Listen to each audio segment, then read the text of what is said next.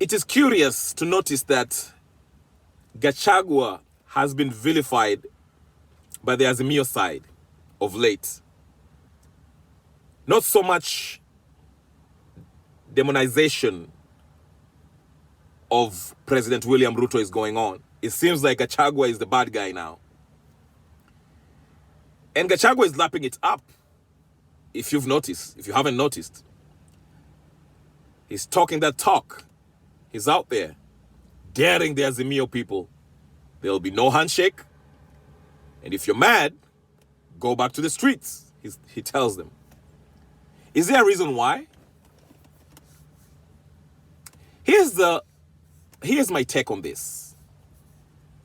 As the deputy president of the Republic of Kenya, I'm sure he has pretty good intelligence on the number of people who are involved in Mandamano.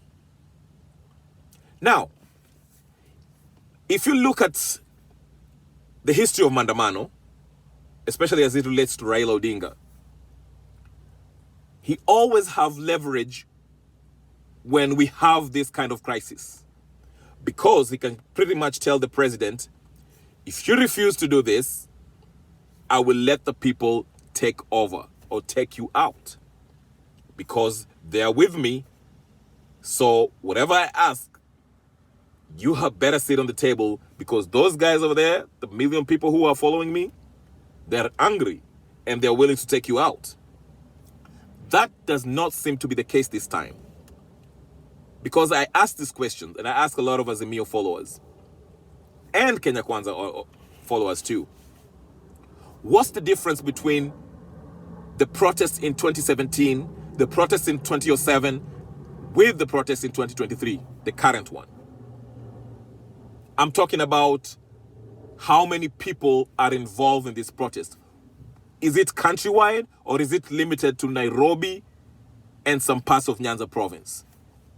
Because last time I checked, especially this past Mandamano of this year, it has been limited to some parts of Nairobi, the slums, where it's mostly populated by the Luos. Okay? Kisumu, of course. Siaya. Let me just say Nyanza province. Okay? Not all of it, but some parts of it. And maybe pockets in Western province, as far as Kakamega, Mumias maybe.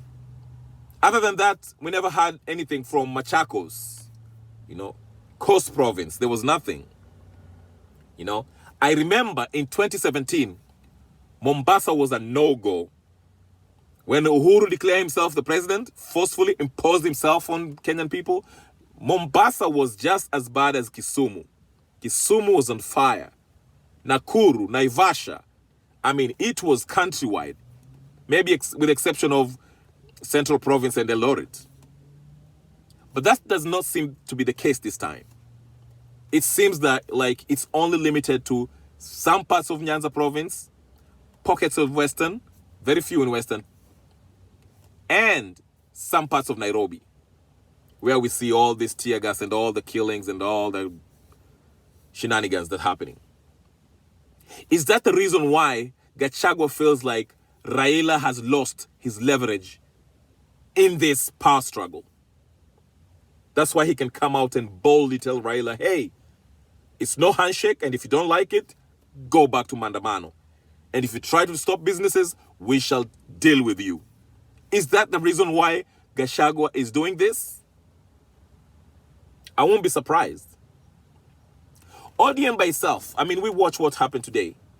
Look at what happened in Nyanza province. I know, with Kidero and a couple of hundreds of people, I don't know if it were thousands, I would say hundreds to be safe, who just left ODM and went to UDA.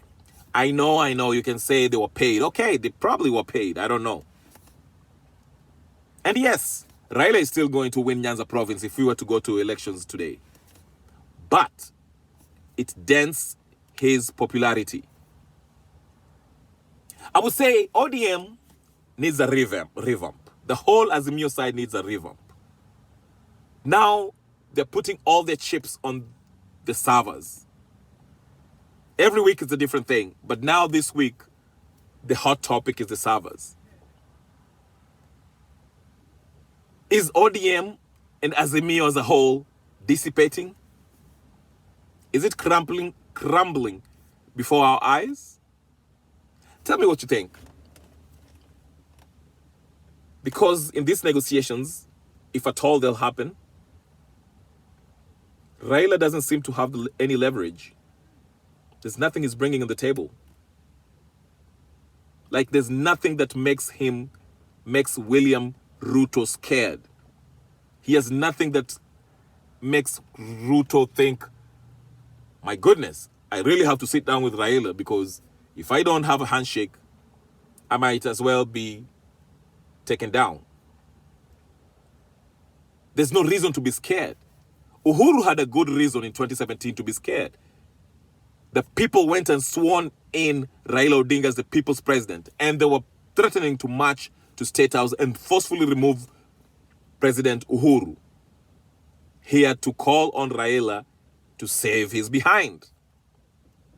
But that's not the case this time. There's no passion. The numbers is not there. Do you agree with me? Do you disagree? Tell me what you think. Anyway, this is Fabrizio Pomano, aka Kenya Revolutionary. Please subscribe, share. Tell me what you think in the comment section. Am I right? That's the perception, at least, from what I see, from where I sit. The perception is Azimio is slowly crumbling. Check out this video, what happened with Kidero and the people who are jumping ship from ODM to UDA. Take a look.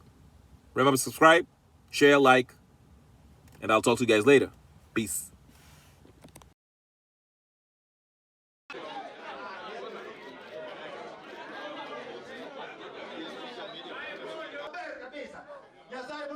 Okay, because time is going, Mano, Jacob. Then we have Onyoni, the constituency. Nitie coordinator. Unajua sokudani? Don't they want one ballot?